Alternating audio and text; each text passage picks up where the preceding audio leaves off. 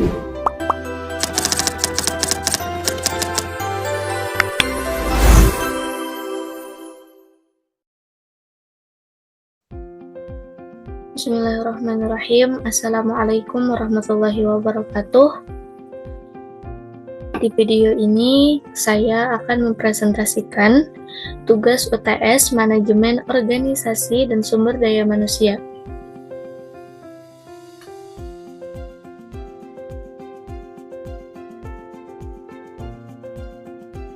Materi pertama yang akan saya presentasikan ialah Tauhid sebagai pondasi dalam MSDM Syariah.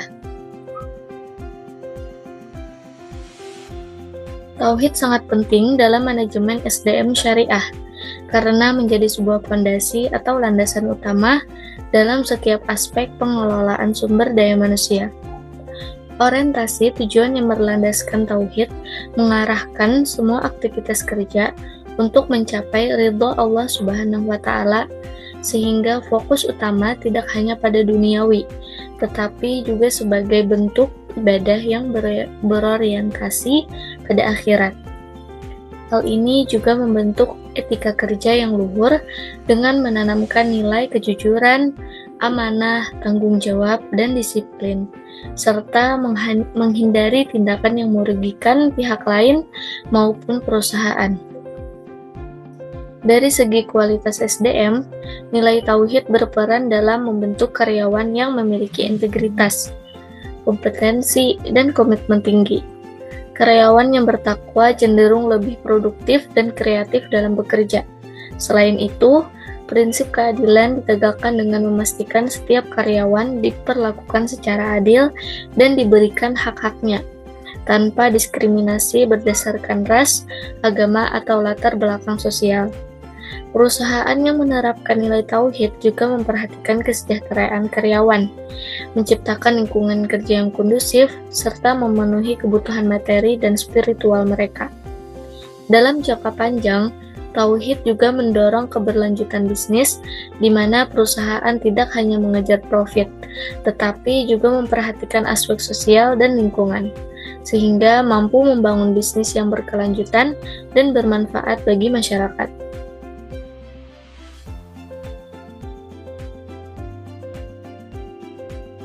Implementasi tauhid dalam manajemen SDM Syariah. Untuk merealisasikan nilai-nilai tauhid dalam pengelolaan sumber daya manusia, perusahaan syariah dapat melakukan hal-hal sebagai berikut. Yang pertama, rekrutmen. Dalam rekrutmen, memilih calon karyawan yang memiliki pemahaman agama yang baik dan komitmen terhadap nilai-nilai Islam. Yang kedua, pelatihan dan pengembangan, yaitu menyediakan program pelatihan yang tidak hanya meningkatkan kompetensi teknis, tetapi juga spiritualitas karyawan. Yang ketiga, evaluasi kinerja, yaitu mengevaluasi kinerja karyawan tidak hanya berdasarkan target kuantitatif, tetapi juga kualitas kerja dan perilaku yang sesuai dengan nilai-nilai Islam. Yang keempat, kompensasi dan benefit, yaitu memberikan kompensasi yang adil dan sesuai dengan kontribusi karyawan, serta menyediakan benefit yang mendukung kesejahteraan mereka. Yang kelima, kultur organisasi, yaitu membangun budaya organisasi yang islami, di mana nilai-nilai tauhid menjadi landasan dalam setiap aktivitas perusahaan. Dalam MSDM Syariah, aspek spiritualitas dan ruhiyah juga sangat penting, karena pengelolaan manusia membutuhkan pemahaman terhadap esensi kehidupan yang mereka jalani. Aspek spiritualitas atau ruhiyah di sini meliputi yang pertama, qalbun salim, yaitu hati yang selamat menjadi landasan bagi profesionalisme yang benar, di mana praktek ekonomi syariah harus didasari keimanan agar tidak melanggar syariat. Yang kedua, penyakit hati. Penyakit hati seperti syirik, cinta dunia, sombong, dan lalai bisa menghalangi produktivitas. Penyakit hati ini dapat dicegah dengan memperbaiki akhlak dan meningkatkan ibadah. Yang ketiga, bekerja sebagai ibadah. Al-Quran mengajarkan bahwa bekerja adalah bentuk ibadah. Kerja yang dilakukan dengan ikhlas, sesuai ketentuan agama, dan bertujuan untuk kebaikan memiliki nilai ibadah. Yang keempat, jihad sebagai etos kerja. Dalam bekerja diperlukan semangat jihad, yaitu kesungguhan, ketelitian, dan profesionalisme. Setiap pekerjaan harus dilakukan dengan optimal dan sesuai standar kualitas terbaik. Yang kelima, penghargaan terhadap waktu. Waktu harus dihargai sebagai karunia ilahi. Profesionalisme dalam pekerjaan, seperti yang dicontohkan oleh Khalifah Umar bin Khattab, penting untuk menjaga efektivitas dan ketetapan waktu.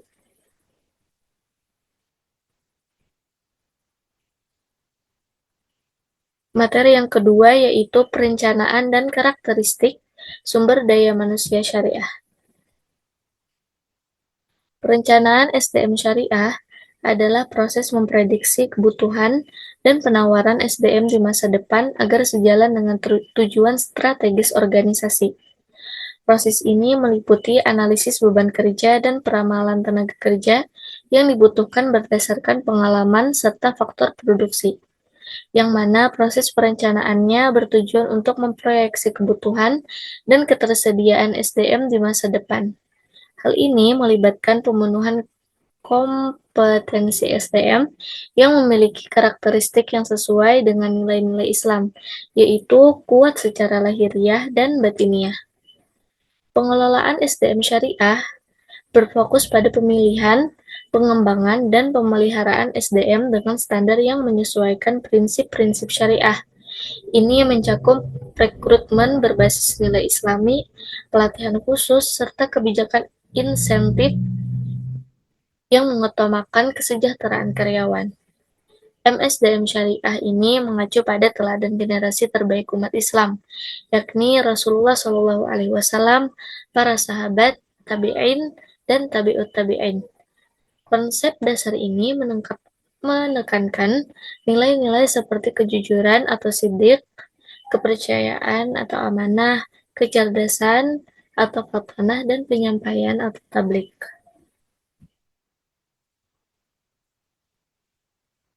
Karakteristik utama SDM syariah. Yang pertama, siddiq. Siddiq artinya benar dan jujur, yaitu menjadi fondasi utama yang harus dimiliki setiap individu dalam organisasi sebagai fondasi hubungan kerja. Yang kedua, amanah. Dalam MSDM syariah, amanah adalah dasar dari kepercayaan untuk menjalankan tugas dengan tanggung jawab penuh dan menjaga integritas. Yang ketiga, fatonah. Kecerdasan dalam MSDM syariah mencakup kemampuan memahami dan menguasai ilmu serta keterampilan yang diperlukan untuk menjalankan tugas secara efektif. Yang keempat, tabligh. Dalam MSDM syariah, menyampaikan kebaikan dan mencegah keburukan dilakukan dengan kasih sayang, membimbing orang lain menuju perilaku positif sambil tetap menghargai dan peduli kepada mereka. Materi yang ketiga yaitu perbedaan konsep manajemen SDM konvensional dan MSDM syariah. Manajemen SDM konvensional. Manajemen sumber daya manusia konvensional adalah manajemen yang berlandaskan pada prinsip-prinsip manajemen umum dan teori-teori manajemen modern. Fokus utamanya adalah pada efisiensi, produktivitas, dan pencapaian tujuan organisasi dengan tujuan untuk meningkatkan profitabilitas dan pertumbuhan organisasi. Dalam perspektif ini, SDM dipandang sebagai aset yang dapat dioptimalkan untuk mencapai tujuan bisnis. Proses rekrutmen dan seleksi biasanya didasarkan pada keterampilan, pengalaman, dan kualifikasi dengan penilaian yang mengacu pada kriteria yang terukur. Selain itu, pengembangan karyawan difokuskan pada pelatihan dan peningkatan keterampilan untuk mendukung produktivitas dan performa. Sistem kompensasi dalam manajemen ini berorientasi pada daya saing dan keadilan internal, seringkali lebih mengutamakan imbalan finansial. Hubungan antara manajemen dan karyawan umumnya bersifat formal dan terpisah, dengan komunikasi yang sering satu arah, yaitu dari manajemen ke karyawan. Sedangkan manajemen SDM syariah ialah manajemen yang didasarkan pada prinsip-prinsip syariah Islam, di mana semua aspek manajemen SDM harus sesuai dengan hukum Islam dan nilai-nilai moral, seperti keadilan, transparansi, dan tanggung jawab sosial. Tujuan utama MSDM Syariah adalah untuk mencapai keberkahan dan ridha Allah dalam manajemen sumber daya manusia, sekaligus menciptakan lingkungan kerja yang harmonis dan etis dengan memperhatikan kesejahteraan karyawan. Dalam proses rekrutmen dan seleksi, MSDM Syariah juga mempertimbangkan karakter dan integritas individu, sehingga pelamar yang memiliki nilai-nilai Islam dan etika kerja yang baik menjadi prioritas. Selain fokus pada keterampilan, pengembangan karyawan mencakup aspek spiritual dan moral, dengan mengajarkan nilai-nilai Islam yang dapat diterapkan dalam pekerjaan sehari-hari. Sistem kompensasi dan imbalan diatur agar tidak bertentangan dengan prinsip-prinsip syariah, termasuk memberikan imbalan yang adil dan menghindari praktek yang dianggap haram, seperti riba. MSDM Syariah juga berupaya membangun hubungan yang lebih baik antara manajemen dan karyawan melalui pendekatan yang lebih humanis dan di mana dialog dan komunikasi dua arah sangat dihargai untuk menciptakan rasa saling percaya dan kolaborasi. Materi yang selanjutnya yaitu rekrutmen dan seleksi syariah. Rekrutmen adalah suatu usaha untuk mencari tenaga kerja dan memikat calon tenaga kerja tersebut untuk dapat bekerja di perusahaan dan menempati posisi dengan yang diinginkan. Kriterianya yang ditetapkan manajemen berdasarkan nilai-nilai budaya syariah yang diterapkan oleh manajemen. Perencanaan rekrutmen harus mempertimbangkan, yang pertama, perencanaan dan keputusan strategis tentang perekrutan. Yang kedua, mutu karyawan yang direkrut. Yang ketiga, jumlah karyawan yang diperlukan. Yang keempat, biaya. Yang kelima, flexibility. Dan yang keenam, pertimbangan-pertimbangan hukum. Pengertian seleksi adalah kegiatan manajemen SDM yang dilakukan setelah proses rekrutmen selesai dilaksanakan.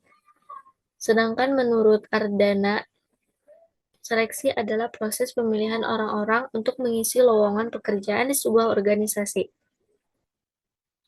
Menurut Henry Simamora, proses seleksi adalah proses pemilihan dari sekelompok pelamar, orang atau orang-orang yang paling memenuhi kriteria seleksi untuk posisi yang tersedia berdasarkan kondisi yang ada pada saat ini yang dilakukan oleh perusahaan. Berdasarkan pengertian-pengertian di atas, maka dapat ditarik kesimpulan bahwa pengertian seleksi adalah proses memilih seseorang yang cocok untuk menempati suatu jabatan atau posisi tertentu. Kriteria orang yang pantas dilolos,kan dalam proses seleksi syariah. Yang pertama, memiliki ketakwaan dan keturunan yang soleh. Yang kedua, memiliki pengalaman dan kompetensi. Yang ketiga, memiliki akhlak yang mulia. Yang keempat, memiliki argumen yang sahih. Yang kelima, tidak mengejar kemuliaan atau pangkat. Yang keenam, memiliki pandangan yang luas atas suatu persoalan. Prinsip-prinsip rekrutmen dan seleksi syariah. Yang pertama, kejujuran atau amanah. Pelaksanaan rekrutmen harus transparan, tidak menipu, dan tidak memberikan informasi yang salah kepada kandidat. Yang kedua, keadilan. Semua kandidat harus diperlakukan secara adil, tanpa diskriminasi berdasarkan ras, jenis kelamin, atau latar belakang. Yang ketiga, kesesuaian dengan nilai-nilai Islam. Proses dan kriteria seleksi harus selaras dengan nilai-nilai Islam, seperti integritas, etika kerja, dan moralitas. Materi yang selanjutnya yaitu pelatihan dan pengembangan syariah. Pelatihan adalah proses peningkatan kemampuan spesifik karyawan untuk membantu mencapai tujuan organisasi. Sedangkan pengembangan adalah usaha-usaha untuk meningkatkan kemampuan karyawan untuk menghadapi berbagai penugasan di masa yang akan datang. Tujuan pelatihan dan pengembangan syariah yang pertama adalah meningkatkan kualitas sumber daya manusia, yaitu pelatihan yang berbasis syariah bertujuan untuk meningkatkan kualitas SDM agar sesuai dengan prinsip-prinsip Islam. Yang kedua, menciptakan lingkungan kerja yang islami, mengembangkan sikap dan perilaku yang mencerminkan nilai-nilai Islam dalam kehidupan sehari-hari di tempat kerja. Yang ketiga, mendorong inovasi dan kreativitas, meningkatkan kemampuan individu dalam berinovasi dan berkreasi sesuai dengan prinsip syariah. Prinsip-prinsip pelatihan dan pengembangan syariah. Yang pertama, seluruh materi pelatihan harus sesuai dengan prinsip syariah dan tidak bertentangan dengan ajaran Islam. Yang kedua, pelatihan tidak hanya berfokus pada pencapaian duniawi, tetapi juga pada persiapan untuk kehidupan akhirat. Yang ketiga, memperkuat nilai-nilai etika dan moral dalam setiap aspek pelatihan. Implementasi pelatihan dan pengembangan syariah. Yang pertama, mengidentifikasi kebutuhan pelatihan, yaitu melakukan analisis untuk mengetahui area mana yang perlu ditingkatkan. Yang kedua, desain program pelatihan, yaitu menyusun kurikulum dan materi pelatihan yang sesuai dengan prinsip syariah. Yang ketiga, evaluasi program pelatihan, yaitu mengukur efektivitas program pelatihan melalui umpan balik dan hasil kerja individu. Selanjutnya, manfaat pelatihan dan pengembangan syariah. Yang pertama, meningkatkan kinerja karyawan, yaitu karyawan yang terlatih dengan baik dapat memberikan kontribusi lebih besar bagi organisasi. Yang kedua, penguatan budaya organisasi. Ialah mendorong budaya organisasi yang sejalan dengan nilai-nilai Islam. Yang ketiga, keberlanjutan organisasi, yaitu membangun fondasi yang kuat untuk pertumbuhan dan keberlanjutan organisasi dalam jangka panjang. Materi yang selanjutnya yaitu mengenai penilaian kinerja syariah. Penilaian kinerja adalah proses organisasi yang mengevaluasi kinerja karyawan secara individu untuk memastikan bahwa mereka telah melakukan usaha yang optimal dalam berkontribusi pada pencapaian strategi perusahaan. Hal ini merupakan suatu deskripsi sistematis mengenai kekuatan dan kelemahan individu karyawan dalam kaitannya dengan pekerjaan, di mana karya nyatanya dibandingkan dengan karya standarnya. Prinsip penilaian kinerja. Yang pertama, penilaian harus relevan dengan tugas dan tanggung jawab karyawan. Yang kedua, metode yang digunakan harus mudah dipahami dan dilaksanakan. Yang ketiga, harus ada standar yang jelas dan konsisten untuk semua karyawan.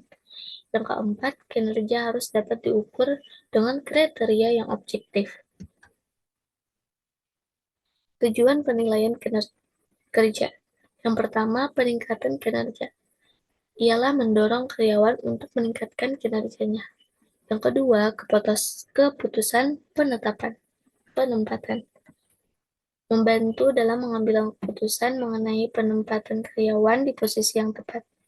Yang ketiga, kebutuhan pelatihan dan pengembangan, yaitu mengidentifikasi area di mana karyawan perlu pelatihan tambahan. Metode penilaian kinerja. Prestasi individu masa lalu. Metode penilaian kinerja di sini terbagi menjadi dua, yaitu presentasi individu masa lalu dan presentasi individu masa depan. Prestasi individu masa lalu meliputi yang pertama, graphic rating scale, yaitu menggunakan skala untuk menilai berbagai aspek kinerja. Yang kedua, critical incident, yaitu menilai karyawan berdasarkan kejadian-kejadian penting yang menunjukkan perilaku atau kinerja tertentu. Yang ketiga, forced cause, yaitu memilih antara beberapa pernyataan untuk menggambarkan kinerja karyawan. Yang keempat yaitu checklist. Ialah menggunakan daftar cek untuk mengevaluasi kinerja. Bagian yang kedua yaitu prestasi individu masa depan. Yang pertama, manajemen by objective atau MBO. Karyawan dan atasan menentukan sasaran kinerja untuk periode tertentu yang akan menjadi tolak ukur untuk menilai kinerja nyata. Yang kedua, penilaian psikologis, yaitu menggunakan metode psikologis untuk menilai potensi dan kecocokan karyawan. Yang ketiga, self-appraisal, yaitu karyawan melakukan penilaian diri terhadap kinerja mereka sendiri. Yang keempat, assessment counter, yaitu menggunakan berbagai metode penilaian untuk menilai kompetensi karyawan secara komprehensif. Materi yang terakhir ialah manajemen penggajian syariah. Manajemen imbal jasa syariah adalah sistem pemberian kompensasi kepada karyawan yang berlandaskan kepada prinsip-prinsip Islam. Hal ini mencakup kompensasi atau imbalan langsung seperti gaji, tunjangan tunai, bonus, THR, dan imbalan tidak langsung seperti fasilitas kesehatan, bantuan pendidikan, pensiun, dan asuransi jiwa. 3 konsep utama dalam manajemen SDM adalah yang pertama, personalia, yaitu fokus pada aspek administratif dan clerical, seperti pengelolaan gaji, presensi, dan cuti. Mereka berperan sebagai pelayan tenaga kerja. Yang kedua, Human Resources Development atau HRD, mempersepsi tenaga kerja sebagai aset yang perlu dikembangkan. HRD berfokus pada pengembangan karyawan melalui pelatihan, penilaian kinerja, dan strategi kompensasi yang beragam, bukan hanya pada aspek administratif. Yang ketiga, human capital, yaitu melihat tenaga kerja sebagai potensi yang dapat mendorong kemajuan perusahaan. Manajemen ini berfokus pada pengembangan potensi dan memberikan ruang bagi karyawan untuk berinovasi dan berinisiatif. Tujuan manajemen penggajian. Yang pertama, untuk menarik dan memperhatikan tenaga kerja berkualitas. Yang kedua, untuk memotivasi karyawan untuk berprestasi tinggi. Yang ketiga, mendorong peningkatan kualitas sumber daya manusia. Yang keempat, mengendalikan biaya imbalan terhadap tenaga kerja. Yang kelima, menjamin keadilan dan memenuhi perundang-undangan. Pada masa Rasulullah SAW, gaji ditetapkan sesuai dengan tanggung jawab dan kondisi pegawai. Sebagaimana pada masa Khalifah Umar bin Khattab radhiyallahu anhu, gaji pegawai disesuaikan dengan tingkat kebutuhan dan kesejahteraan masyarakat setempat. Jika tingkat biaya hidup masyarakat setempat meningkat, maka upah para pegawai harus dinaikkan, sehingga mereka bisa memenuhi kebutuhan hidup. Standar imbal jasa, imbalan standar standar pada imbalan jasa. Yang pertama, imbalan harus fair atau adil. Yang kedua, imbalan harus kompetitif. Yang ketiga, imbalan harus affordable atau terjangkau oleh perusahaan. Aspek syariah dalam imbalan tidak langsung. Beberapa bentuk imbalan tidak langsung berbasis syariah meliputi yang pertama, pembayaran upah lembur yang terdapat dalam hadis riwayat Muslim. Yang kedua, hak cuti dan istirahat yang terdapat dalam hadis riwayat Baihaqi. Yang ketiga, jaminan kesehatan dan hari tua yang terdapat pada surah Al-Isra ayat 23 sampai 24. Yang keempat, keselamatan kerja dan kompensasi risiko kerja yang terdapat pada surah Al-Baqarah ayat 286 dan pada surah An-Nisa ayat 28. Frank benefit syariah. Frank benefit syariah merupakan bentuk imbalan tambahan yang disediakan oleh perusahaan kepada karyawan yang selaras dengan nilai-nilai Islam. Praktik ini mencakup tunjangan pernikahan, akikah, kesempatan haji dan umroh, pinjaman tanpa bagi hasil atau qarudul hasan, dan pemotongan zakat profesi. Sekian presentasi dari saya. Wassalamualaikum warahmatullahi wabarakatuh.